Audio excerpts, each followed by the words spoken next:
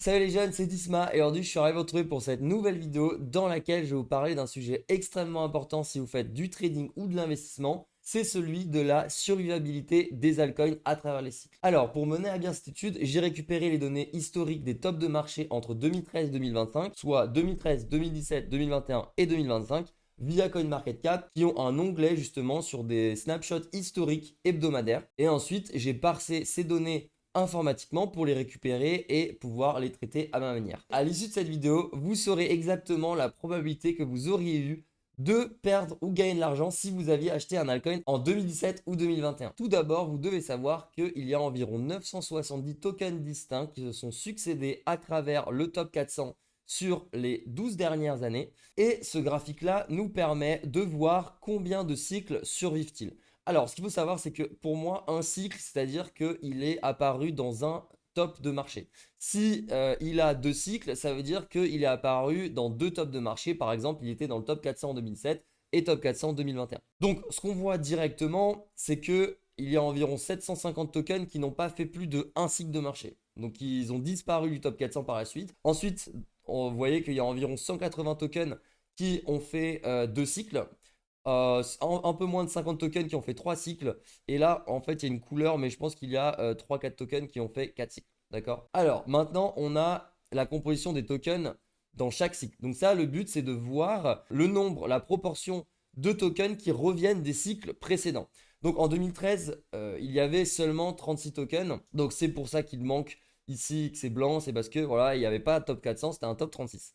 Ensuite, en 2017, on voit qu'il y a eu un faible retour de 2013. C'est encore une fois normal parce que en toute proportion gardée, 2013, il n'y avait pas beaucoup de tokens, donc c'est normal qu'il n'y ait pas beaucoup de tokens qui reviennent ici. Mais ce qui va être intéressant, c'est d'analyser le nombre de tokens qui reviennent en 2021 et 2025. Donc là, on voit ici, c'est que en retour de 2017, on a déjà une proportion qui, donc on a un cinquième qui revient ici. Donc c'est pas mal, mais ce qui est vraiment très intéressant, c'est que cette proportion augmente fortement en 2025. Ça signifie quoi? Ça signifie que le top 400 se solidifie et qu'il y a moins de nouveaux tokens qui rentrent dans le top 400. In fine, ce qu'on peut conclure sur cette visualisation, c'est que le top 400 devient plus mature, le marché évalue mieux les capitalisations boursières des tokens. Et donc ça, c'est une caractéristique d'un marché qui prend de l'âge et qui devient plus mature, plus construit. Voilà. Ensuite, maintenant, on a les statistiques détaillées donc, de ces graphiques-là. Donc on voit qu'il y a 35 tokens parce que j'ai exclu le Bitcoin dans cette analyse. Ensuite, en 2017, il y a 388 tokens, soit 11 nouveaux tokens. Donc ça, évidemment, encore une fois, le BTC est exclu. Donc c'est pour ça que c'est un top 400 moins le BTC, bref. Et là, j'ai calculé donc pour le taux de retour, c'est 2%. En fait, c'est parce que normalement, vous voyez, c'est un tiers. Donc en gros, il y aurait 33%. Mais en réalité, j'ai pris par rapport à 400. J'ai supposé qu'il y avait 400 tokens là. Et voilà. Donc bon, ça, à la limite, on s'en fiche un peu parce que c'est des outliers. Il y avait quasiment personne qui faisait de la crypto en 2013. Donc 2021, là, ça commence à être des chiffres qui parlent. Donc 336 nouveaux tokens avec un retour 2013 de 3%, de 3 tokens, soit environ 0,5%. De 2017, on a 61 tokens, soit 15%. Et ensuite, voilà, là, on voit que ça augmente.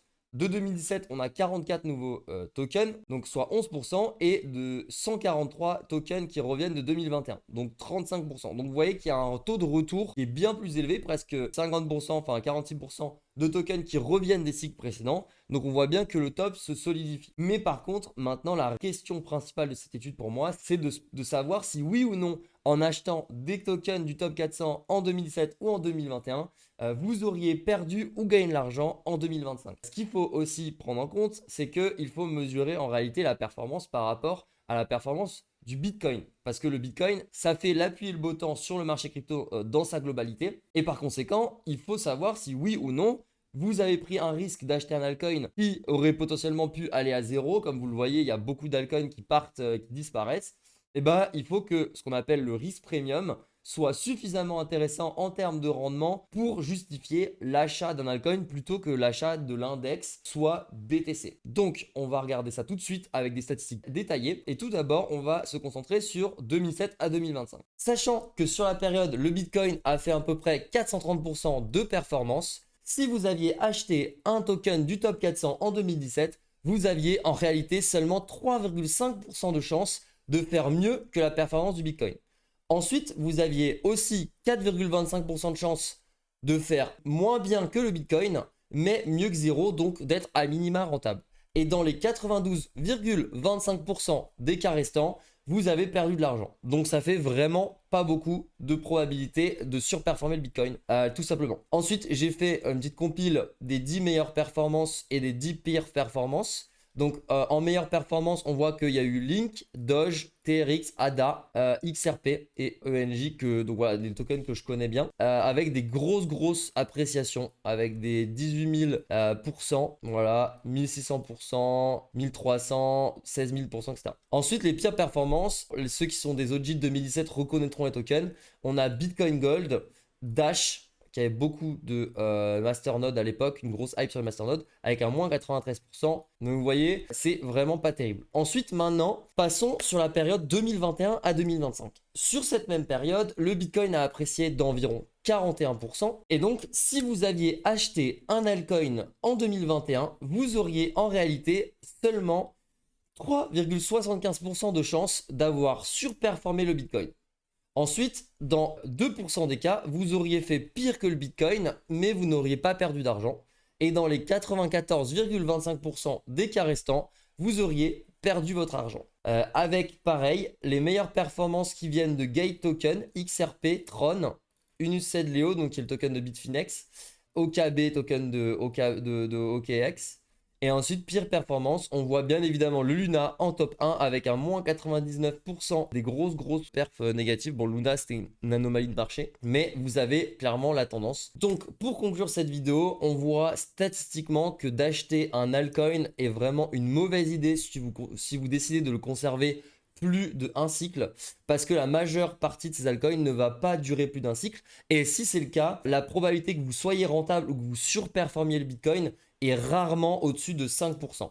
Donc par conséquent, en termes d'espérance de gain, ça ne vaut pas du tout le coup d'acheter un altcoin par rapport au Bitcoin. J'espère que cette analyse statistique vous a plu. Si c'est le cas, n'hésite pas à t'abonner pour en voir d'autres et à me rejoindre sur mes réseaux pour plus d'analyses tout simplement. Allez, ciao!